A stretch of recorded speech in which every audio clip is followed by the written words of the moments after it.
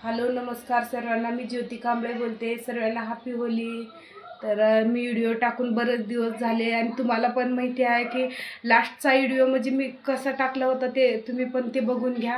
म्हणजे तेव्हापासून लई त्रास होतं, मी व्हिडिओ पण बनवू शकले नाही आणि हॉस्पिटलमध्ये सुद्धा जाऊन आले मी दवाखान्यामध्ये. म्हणजे माझं डोकं पहिल्यासारखं तुम्हाला माहिती आहे, तुम्ही माझ्या बरेच व्हिडिओमध्ये ऐकलं असेल माझी कहाणी. म्हणजे माझ्या डोक्यामधून टेन्शननं गरम वाफ येत होतं, गरम वाफ असं आल्यासारखं, म्हणजे डोकं एकदम गरम झाल्यासारखं येत होतं. म्हणजे ते चांगली गोष्ट नाही, तुम्हाला आपण सगळ्यांनाच माहिती आहे. म्हणजे डोकं असं तापल्यासारखं होतं. का होत होतं? टेन्शन होत होतं, भरपूर टेन्शन द्यायचं म्हणून तसं सुद्धा मला होत होतं, तुम्हाला माहिती आहे.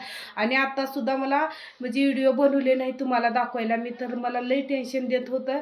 तर मला आता सुद्धा तसंच झालेलं होतं आणि जिथं दवाखान्यात दाखवलं होतं तिथंच मी दाखवलं.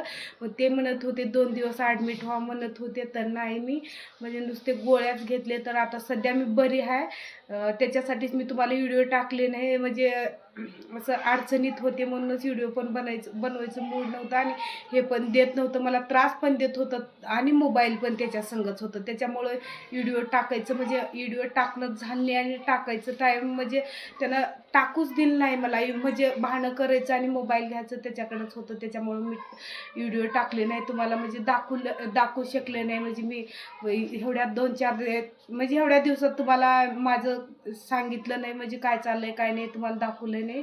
त्याच्याबद्दल सॉरी. म्हणजे माझी मजबुरी होती, माझ्याकडे मोबाईलच देत नाही, ते मी काय करू, तुम्हाला तर माहितीच आहे मोबाईल त्यानं देत नाही म्हणून. तर आणि आज बघा म्हणजे मी साडीमध्ये 1,000 रुपये माझ्या साडीमध्ये बांधून ठेवले होते, तुम्हाला दाखवू. तर इथं साडीच्या पदरामध्ये मी बांधून ठेवले होते. तिथं का बांधून ठेवले, घरी ठेवलेली नव्हती, तर घरी ठेवलेले नव्हते मी पैसे, पदरामध्ये मी बांधून ठेवलेले होते. का पदरामध्ये बांधून ठेवलेले होते? घरी ठेवलं असलं तर समधीकडे ते बघत असते आणि घेत असते म्हणून काय केले, ते बघू नये म्हणून मी पदरात बांधले होते. तर कुठं गेले काय माहिती, ते हरवले माझे पैसे. गेले तर गेले, त्याचं इशे नाही. तर बघा आज पैशासाठी म्हणजे आज 1,000 रुपये गेले तर मला किती टेन्शन येतं आहे. तर आज तुम्हाला मी म्हणजे लई दिवस झालं सांगावं म्हणत होते, तर जाऊ दे मग सांगत नव्हते. आणि त्याचं फोटो पण नव्हतं तुम्हाला दाखवायला म्हणून मी तुम्हाला सांगितलं नाही. तर म्हणजे माझ्याकडनं मला फसवून एका माणसानं 50,000 रुपये घेऊन गेलं. ते म्हणजे कुठलं आहे ते पण सांगणार आहे आणि त्याचं फोटो पण दाखवणार आहे. आणि आतापर्यंत ते गायबच होतं, 2-3 वर्षे गायबच होतं. तर आतापर्यंत गायब होतं. आता त्यानं मला म्हणजे फेसबुकवर भेटलं आणि त्यानं मी रिक्वेस्ट पण पाठवलेले होते आणि त्यानं बोललं पण मला अजून मला 2 महिने टाईम देत आहेत, पण त्याचं काय भरवसा नाही काय नाही. तर आज बघा 1,000 रुपये गेले तर माझा जीव तुळतुळ करते. का गेले तर गेले, आता मी तर काय करू शकणार नाही. पण तुम्हाला तर माहीत आहे माझी मजबुरी, हे काम करत नाही काय नाही, तुम्हाला तर मजबुरी आहे, मी एकली कष्ट करते. तर मी तुम्हाला त्या माणसाचं फोटो पण दाखवणार आहे आणि आणि त्याच्याबद्दल मी व्हिडिओसुद्धा म्हणजे असं त्याला बोलून व्हिडिओ पण टाकणार आहे. आणि ते माणूस उमरग्याचा आहे, तुम्हाला नुसतं मी आता काय शिवी ते देणार नाही त्याला, फक्त अजून 2 महिने बघणार आहे. म्हणजे आता त्यानं बोलून 15 दिवस झाले, फक्त 1.5 महिना बघणार आहे. 1.5 महिन्याच्या नंतर मी म्हणजे त्याच्याबद्दल मी व्हिडिओ इतके सोडणार आहे. तुम्ही सुद्धा म्हणजे असं बोलून मी कुणालाच टाकलं नव्हते, फक्त तुम्हाला माहीत आहे इशे आमचं दोघाचं असते. आता मी त्याच्याबद्दल मी बोलणार आहे आणि त्याचं म्हणजे त्याच्यापर्यंत पोहोचा व्हिडिओ आणि त्यानं त्याच्या जीवाला स्वतःला तर लाजून माझे पैसे परत द्यावं असं माझी अपेक्षा आहे. खरंच मी तुम्हाला तर एवढं दम खाल्ले अजून 1.5 महिना मी वाट बघते. तरी ते अजून 1.5 महिना मी वाट बघते, म्हणजे देतंय का कसं बघू. आता सध्या त्याचं इंस्टाग्रामला पण आता सध्या ते दिसत नाही कुठं. म्हणजे त्यानं फोन नंबर दिलाय, व्हॉट्सअप नुसतं व्हॉट्सअपचंच दिलंय नंबर, फोन नंबर नाही, व्हॉट्सअप कॉलचंच दिलंय, ते सुद्धा बंद आहे.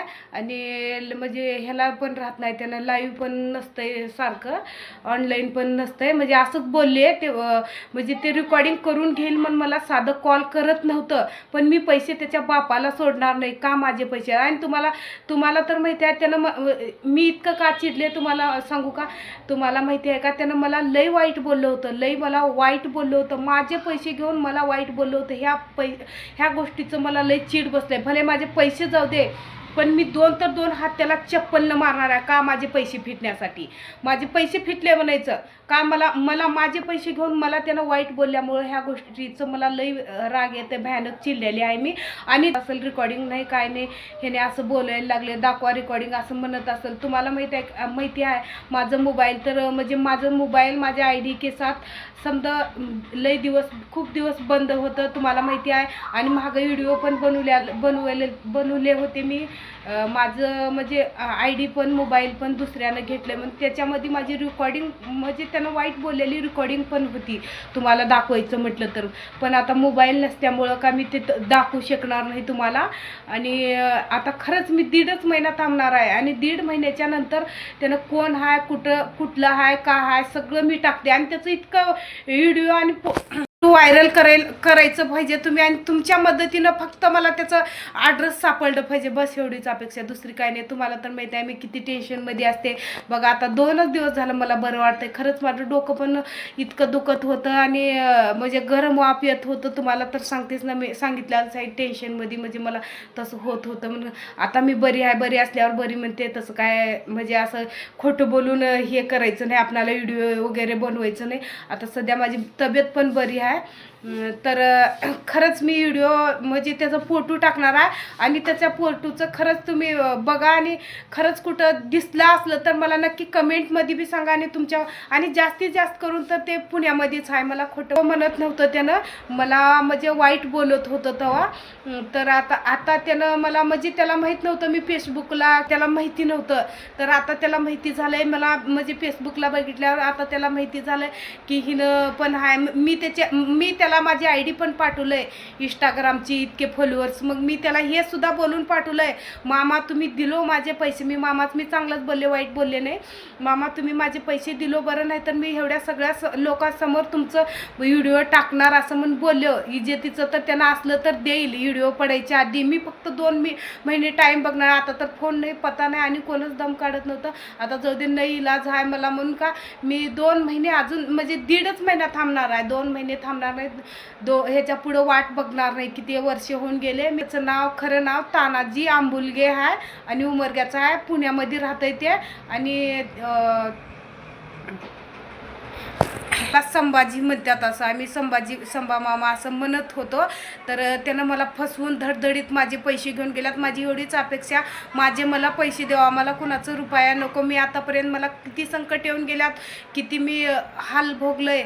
मला कुणाचं असं कोण म्हणत नाही की हिनं माझं रुपया द्यायचं आहे असं मी आतापर्यंत म्हणून घेतलं नाही की माझे पैसे. इंस्टाग्रामला पण एक बोलून व्हिडिओ टाकलेलं होतं, मला त्रास देणाऱ्या लोकांचं मी आतापर्यंत गाड्यावरचेच व्हिडिओ टाकले आणि आतापर्यंत. आणि आता इथून पुढे मला त्रास देणाऱ्या लोकांचे व्हिडिओ टाकणार असं म्हणल्यावर मला म्हणजे माझ्या जीवलग माणसांचे म्हणजे मला जे ताई भैया कोण मामा जे आहेत नाही त्यांनी मला म्हणजे जीवासारखं म्हणजे जीव लावणाऱ्या माणसांचं काय कमेंट आले, तुम्हाला कोण त्रास देत होते आणि त्यांचं आय डी पाठवा. तर त्याची आय डी बिडी काय नाही, म्हणजे ते इंस्टाग्रामला ते व्हिडिओ बनणार आहे काय तसलं नाही माणूस. आणि तुम्हाला तर माहिती आहे तसलं असेल तर पण मी भेट नाही आणि काय कुणालाच भेट नाही, तसं काहीच नाही.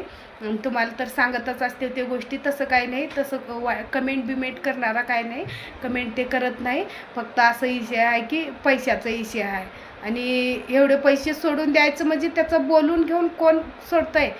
आता तुम्हाला सध्या मी त्याची रेकॉर्डिंग दाखवलं असतं, तुम्हाला माहिती आहे. आता तुम्ही सुद्धा विचार करा, माझं मोबाईल किती दिवस झालं मी फर्स्टपासून व्हिडिओ टाकलं आहे. माझं मोबाईल आणि माझे आय डी घेऊन गेलेलं. मी आदरटी असं म्हणत नाही की तुम्हाला माझ्याकडे रेकॉर्डिंग होती असं तसं. म्हणजे त्याला इतकं बोलणार, कोण आलं तर सुद्धा मी त्याला भेटणार नाही. त्याच्या आई माईवर बहिणीवर सगळ्यावर बोलणार. मला माहिती आहे मी लई म्हणजे मला पण दिमाग आहे.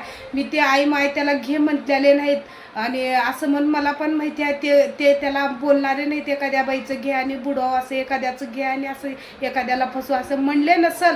पण आता बोलणार काय म्हणजे त्याच्यापासूनच बोलणार मी. तुला असंच शिकवलंय का तुझ्या माईनं, तुझ्या बहिणीनं, आईनं, असंच बोलणार मी आता.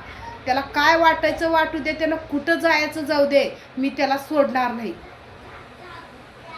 त्यापासून राग डोक्यात बसलाय. का राग डोक्यात बसलाय?